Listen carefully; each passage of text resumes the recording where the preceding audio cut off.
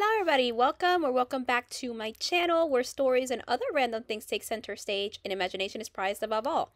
Welcome to today's video where I'll be reviewing The Princess and the Fangirl. So before we start though, I actually hope you can see me. I turned up the brightness in my computer and I'm actually recording in my bed right now because I want to be in my bed.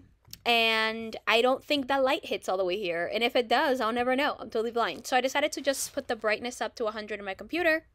And hopefully you guys can see me. I hope. I've heard that this works if you put the brightness up. I hope you guys can see me. But I'm just going to be recording this video along with probably all the rest of the Once Upon a Con content in my bed. Because I just feel like recording this in my bed. So here we go. Anyway, let's begin. The Prince and the Pauper gets a modern makeover in this adorable, witty, and heartwarming young adult novel set in the Geekerella universe by national best-selling author Ashley Poston. Imogen Lovelace is an ordinary fangirl on an impossible mission. Save her favorite character, Princess Amara, from being killed off from her favorite franchise, Starfield. The problem is Jessica Stone, the actress who plays Princess Amara, wants nothing more than to leave the intense scrutiny of the fandom behind. If this year's Excelsicon isn't her last, she'll consider her career derailed. When a case of mistaken identity throws lookalikes Imogen and Jess together, they quickly become enemies. But when the script for the Starfield sequel leaks and all the signs point to Jess, she and Imogen must trade places to find the person responsible. That's easier said than done when the girls step into each other's shoes and discover new romantic possibilities as well as the other side of intense fandom. As these princesses race to find the script leaker, they must rescue themselves from their own expectations and redefine what it means to live happily ever after. Can we just say how much I love these descriptions? I feel like these descriptions just describe everything so perfectly. And it encapsulates my feelings so well. But, anyway. Yeah, so I'm pretty sure you guys know how much I love this book, right? I mean, let's be honest. I have recommended these in a couple of different, recommendation videos. I even made an entire fan culture read recommendation. So I know I have a lot of love for these books, but for review purposes, this book is great. For me, it felt like a 5-star reading experience. Honestly, these are the kind of books I want to read to feel good about certain things. Kind of like, it reminds me, reading these books has reminded me of Fruits Basket. It's the kind of show you watch to feel good about things again. Also reminds me of Oran High School Host Club. But yeah, so I do love this book. This book is amazing. And what I like about this book is that it can be easily compared to Geekerella because Geekerella mostly showcases, I'll say, the positive side of fandom. I mean, it shows some parts of the negative, but it mainly showcases the positive parts of fandom. And that's one of the reasons I loved it so much, because it was a perfect understanding for someone like me who's really into fandom, and it has done something for me. Being a fan of certain shows have done something for me. Discovering shows like Dragon Ball has really done something for me, and in times of need, I go back to a show that makes me feel happy or to a book that makes me feel happy. And when I really need it, things like Dragon Ball and Naruto are going to be there for me. And that's something that Geekerella explores.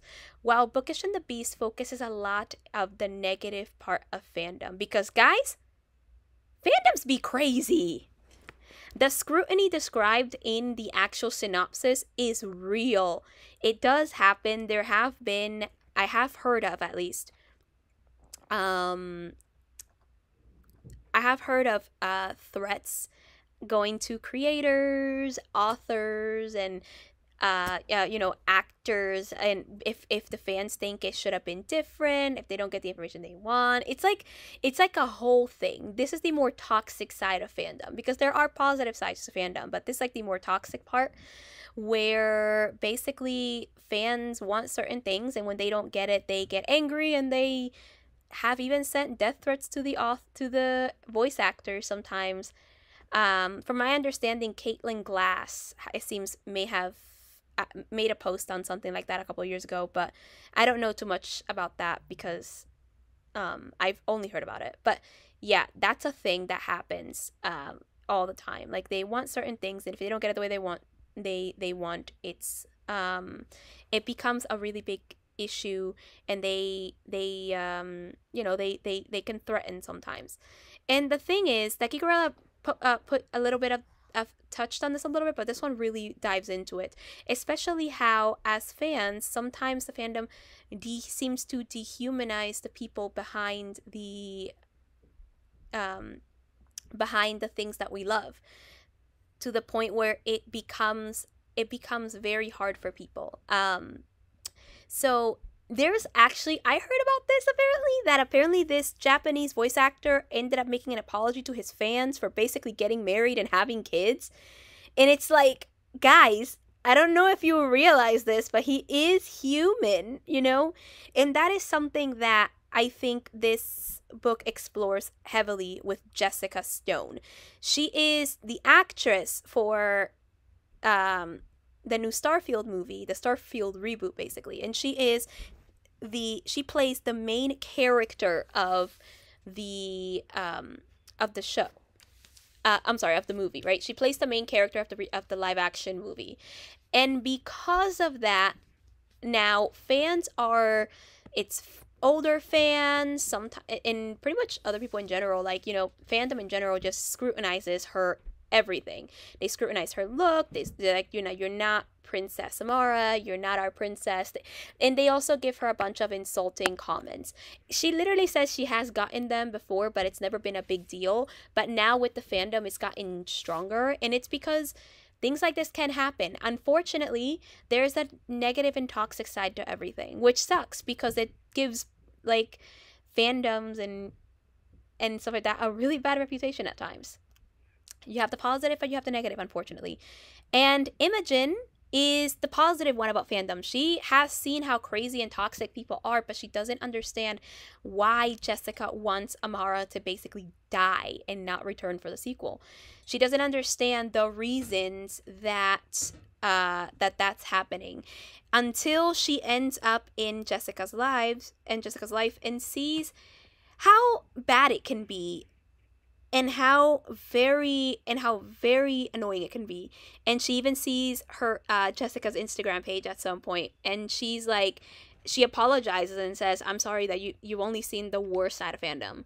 And it can be very, very harsh, I feel like, because again, as fans, sometimes people dehumanize the actors, the authors, and they want certain things, but sometimes they are unhappy with the things they're given, and they dehumanize them to a point where they can be harassed. And that is a line that we should not cross, because remember, at the end of it all, no matter what we say and no matter what happens, the people that that fans in general and we as humans could harass or ask for things, they are still humans.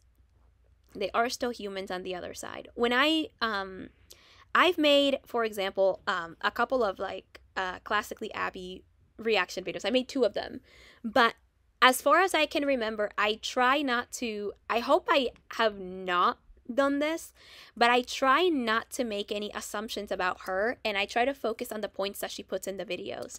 But I try not to make any assumptions about her, because at the end of the day, no matter what I think about the content that she is producing, and no matter if I definitely think that her messages are harmful, she is still a human woman, and it's unfair to make too many assumptions about her. So I try not to do that, and that is a line I am hoping that I have not crossed, because reading this book definitely makes you realize, at least it made me realize, how very insane fandoms and social media and all that stuff can be. So I'm hoping that I did not cross that line, even though I reacted to two classically Abby videos. And in the second one was very angry, and I said she doesn't understand this, right? You know, I've done that. But I'm hoping I don't cross a line where I make assumptions about her or any human beings in general. So yeah, just remember that these are lines we shouldn't cross. And again, these are themes that I think Bookish and the Beast definitely explores, as well as themes of not feeling like you belong, not feeling about not feeling that way, and how sometimes, and it's my favorite one because it kind of touches back on Kikorella a little bit, how sometimes a character that you that is like a fictional character can make you feel stronger. Imogen, a lot of time,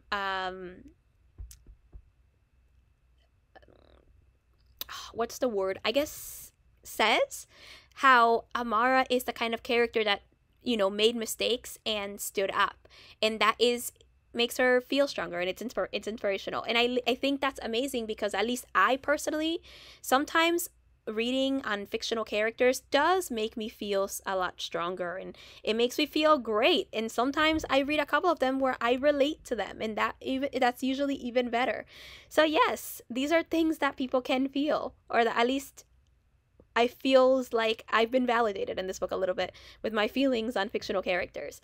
Another thing that comes up from Kikorella again is these quotes in each like section of the book that comes from the Starfield original show, which I love the dedication to this. I love that these quotes are a thing. Like, these are awesome. I love them so much.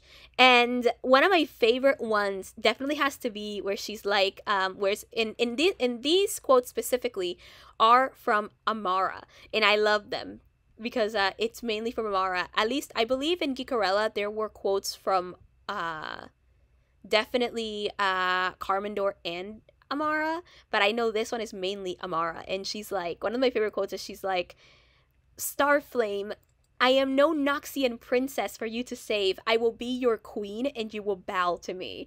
I love it. These quotes are awesome. I love them. I love the dedication to the fandom, honestly. It's beautiful. Anyway, 5 stars. I hope you guys enjoy it. Come back tomorrow where I will be reviewing Bookish and the Beast. Guys, the time you're watching this is going to be New Year's Eve. For me, it's like 2 weeks. I'm recording this like 2 weeks in advance, so... But it'll be New Year's Eve by the time you watch this. But anyway, yeah, give this video a like if you enjoyed it. Stick around for more content. I will have more things linked in the description, including the Gikorella video, which I did, I think it was last week, maybe. But I'll have the Gikorella video up, as well as some other content, so stick around. Comment down below. I'll do my best to respond as quickly as I can. Subscribe and turn on notifications so you're aware the moment I release videos. I release videos almost every day, so definitely keep your notifications on so that you're aware when I release a video. And also, if you have any comments, questions, requests, or suggestions, definitely comment them down below or reach out to me through my business email, which I have linked in the description. And with that, my darlings, I will see you tomorrow where I'll be reviewing Bookish and the Beast. And until then, consume stories. Bye.